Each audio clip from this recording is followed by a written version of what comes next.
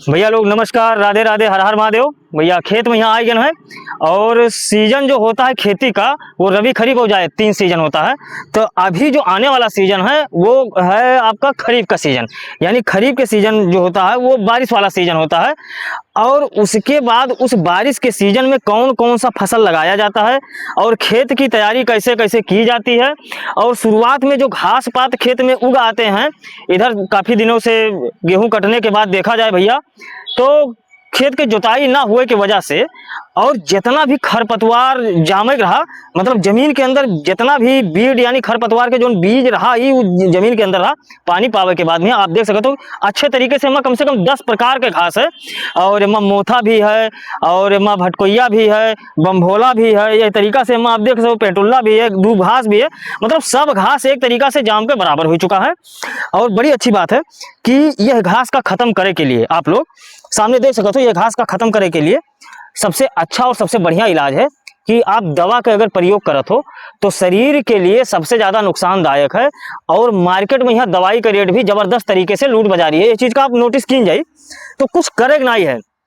अब देख रहे हैं भैया कि किसान लोग जो हैं वो धान का नर्सरी डाल रहे हैं, तो धान का नर्सरी डाल रहे हैं, इधर खेत की भी तैयारी करना है भैया।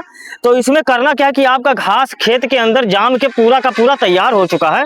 और इसमें कहा है कि ऐसे सीधा पानी भर दीजिए। अब पानी भरने के बाद चारों तरफ से मेड़ मजबूत कर लीजिए।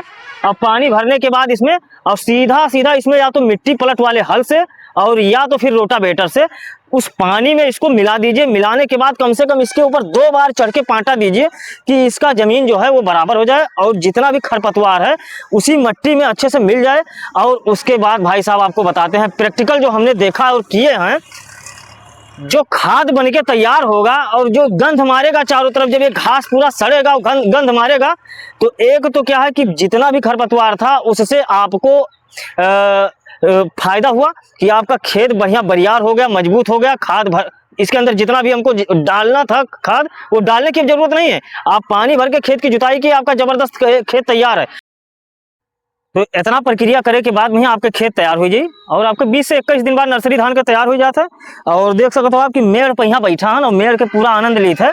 और भैया का यहाँ बताए देने कि एमा दोनों तरफ आगे पीछे जितना भी खेत है अब एमा पानी चलवाए के और उसके बाद फिर एमा 2 से 3 दिन के अंदर ये खेत के यहाँ बढ़िया से प्रॉपर जोताई हो के उसके बाद जब सड़ी आपका तो वह वीडियो देखेगा कि घास पानी भरे के बाद जोताई करे के बाद मिट्टी पलटे के बाद में यहाँ खेत कैसे तैयार होता है। आपका प्रैक्टिकल बताए थे कि अगर जब आप वो खेत में घुस जाओ 4 से 5 दिन बाद तो आपके पैर में यहाँ सड़न रोग जरूर आएगी, इतना मिट्टी सड़ जाता है घास की वजह से।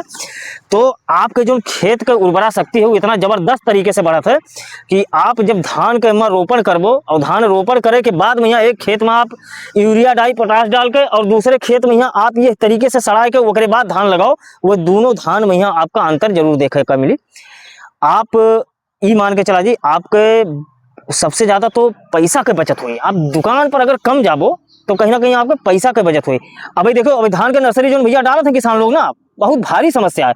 मतलब हमार धान एक मट्टी केवल तैयार करे के बावजूद आप देख सकते तो आप लोग देखा जी भैया कि एक मिट्टी तैयार करे के बावजूद ही कहा था धान के बिया अब ठीक नहीं है, बेकार हो गया है। अब भाई दुकान से आप जावा जाई लावे के लिए 350 रुपया, 450 रुपया, 500 रुपया, 800 रुपया केजी तक धान के बीज आपका मिली। अब वो धान में यहाँ ऐसा का खासियत है, इतना महंगा बीज दिए थे कि यही चीज़ पे यहाँ गवर्नमेंट के यहाँ सरकार के यहाँ कंट्रोल करे चाहिए कि 400-500 रुपया किलो, मतलब वैरायटी के नाम पर यहाँ लूट अच्छी बात नहीं है। क्योंकि किसान जब धान के नर्सरी लगावत है उस टाइम उसके पास तमाम प्रकार के समस्या रहा था और वो समस्या का यहाँ क्रॉस करत है, वो कौनो मेर झेलत है, झेले के बावजूद वो धान के नर्सरी डाले है, वो चाहे 80 रुपया किलो वाला डाले चाहे 800 रुपया किलो वाला डाले, लेकिन 80 वाला डाली तो समस्या यह बात है कि 80 वाले में प्रोडक्शन कम है और 800 वाले में यहाँ प्रोडक्शन ज्यादा है। तो यह तरीका से हर एक चीज के ध्यान दिए है। और किसान भाई के यहाँ कहा है ना कि आप बार बार धान के बीज चेंज करे का कोशिश ना करो, आप वैरायटी लाए हुए तो वही चीज का आप पुराने तौर तरीके से मट्टी वाला जो डेहरी हुआ रहा गाँव में यहाँ पुराना परंपरा चलता रहा, दवाई लगा के आराम से डाल दियो 10-20 किलो अच्छा सुरक्षित से और उसके बाद फिर अगले सीजन में आप धान के नर्सरी डालो, आपके परफेक्ट बिल्कुल वैसे प्रोडक्शन हुई जैसे अगली बार प्रोडक्शन। और दूसरा बात का पुआल के भी लोग बंडल बना के बढ़िया से ओका और ओकरे अंदर धान के यहाँ स्टोर करते हैं, जमीन में यहाँ गाड़ दिए थे ओका और वैसे के वैसे धान बना रहा था। ये सब चीज़ बहुत बड़े पैमाने पर यहाँ पहले लोग करत रहे, अब वो सब चीज़ के यहाँ तो लोग ना ही फॉलो करते हैं, अब ज़्यादा दुकान पर फॉलो करते हैं तो परेशान भी है। ये चीज़ का आप लोग ध्यान दीजिए। तो यह तरीका से आप लोग धान के खेत के तैयारी स्टार्ट करो, मक्का लगाओ, तिल लगावे का सीजन आएगा है, अरहर लगाओ और उसके बाद धान आप लोग लगाओ। और यह तरीका से भैया अगर कोनो प्रकार के आप लोग का खेती के दौरान में यहाँ धान लगावत के समय में यहाँ अगर दिक्कत होत है, जानकारी का अभाव है, तो हमरे वीडियो को यहाँ आप लोग बराबर फॉलो करा करो। हम हर एक तरीके का वीडियो आप लोग के पास डाला करब खेती किसानी से संबंधित, कि कब कौने प्रकार के कौने खेत के तैयारी करे के चाहिए, अगर बीमारी आवत है तो बीमारी से पौधन का लड़े के यहाँ कौन कौन दवा उपयोग में लावे के चाहिए, कौन कौन फसल ऐसा है जो समय पे यहाँ होकर कौने टाइम पे यहाँ खेती करा जाता है।